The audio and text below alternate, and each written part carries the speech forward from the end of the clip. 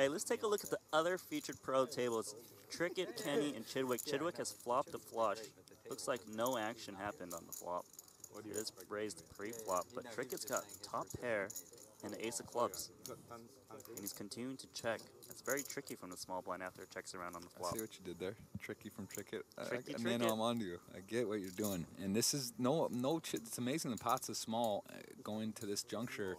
You know, Bryn Kinney has a gut shot with the club, but Chidwick now, has to feel very comfortable. Obviously, flopping a flush is rare, 118 to 1 odds. And he checked it back on the flop. Yeah. That's pretty crazy. Interesting way of proceeding, but makes some sense. It also disguises your hand even more, but also pot control. Chidwick's got tricks. He checks again. That's a little wild. He just thinks that no one has a piece. He's hoping someone catches up. But is he though? Because like catch up still, if a one club rolls off, a queen, king, or ace, either one of two opponents have. I don't know if you're necessarily looking for your opponents to, I guess catch up with the pair. I mean, he's hoping someone just has like 8-9 and just hits like an 8. Yeah, or makes a straight. Yeah, I mean, Kenny could make a straight. Very interesting. So this is checked around the flop. It's checked around the turn. 16. And I like that Trickett is betting now because it's so unlikely someone has a 7. Likely, like Chidwick probably would have bet a 7 on the flop. You only got to worry about Kenny having a 7. And if he raises here, okay, probably easy to get away from ace-jack. Yep. I'm curious it'll be interesting what Chidwick does if he just calls. So Kenny is currently in the tank, and he's wondering why did Trickett bet so small? Wow, he's going to reach for bluffing chips here. What is going on? Wow. Really I mean, this is just a peculiar hand selection all around. I think I understand what Kenny's doing. The reason is if Trickett had a 7, he would bet bigger on the river because he only bet about a third of the pot. So he thinks Trickett is going for a thin value bet with a jack. He's not worried about Chidwick having a 7 because his expectation is that Chidwick would bet a 7 on the flop.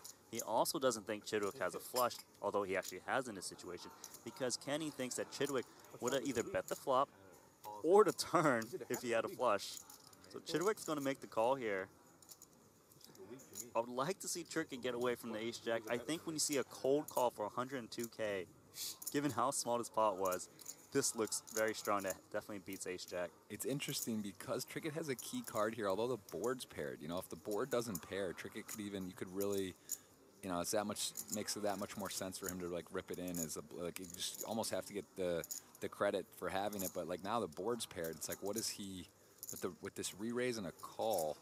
It's funny. And look at Chidwick, who extracts a lot of value all of a sudden with checking his hand twice. Gets a random bluff in there from Bryn, random re-raise, and you know he's gonna, unless somehow, the only way would be if somehow Sam decided to turn his hand into a bluff, rip it in. I don't even know if that would work at this point, but I mean, it would look pretty ridiculous.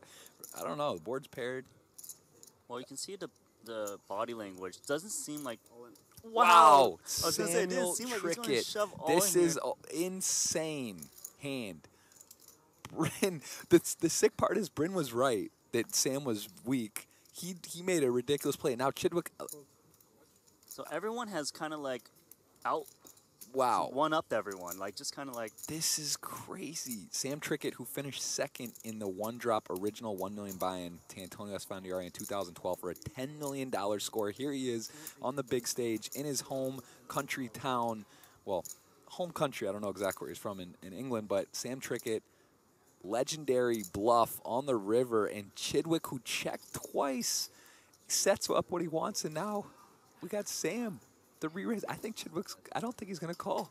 Well, so let's think about it from Chidwick's point of view. He's thinking, wow, did Trickett really check like a set or two pair on the flop to turn and only bet a third of the pot, win the 7 paired? I'll tell you what, Chidwick is one of the most intimidating and regarded in the game now as maybe the best tournament player in poker, and you know on a paired board as well. If Sam is I think that's what he's thinking. I have a flush. Is Sam gonna bluff with the dry ace when the board's paired on this action? You know, so from his mind, it's even he's basically repping a boat, right? Exactly. I mean, he is repping a boat, but he has the ace of club hand, and this is high level all around. Really, one of the more interesting hands I've ever seen. Yeah. So Chidwick is thinking, Wow. He's trying to break down the hand because he knows Trickett is capable of making really big plays. The thing is, would Trickett make this play with, say, a queen high flush, a king high flush? Would he make this with an ace high flush? Would he only do this with a boat because the board is paired? It's quite scary. He knows, Chidwick knows his hand looks very under-repped because he checked back the flop, he checked back the turn. Most certainly, if Chidwick had a set, he would have bet already. And he does lay it down. Wow. Oh my Samuel God. Trickett. Unbelievable.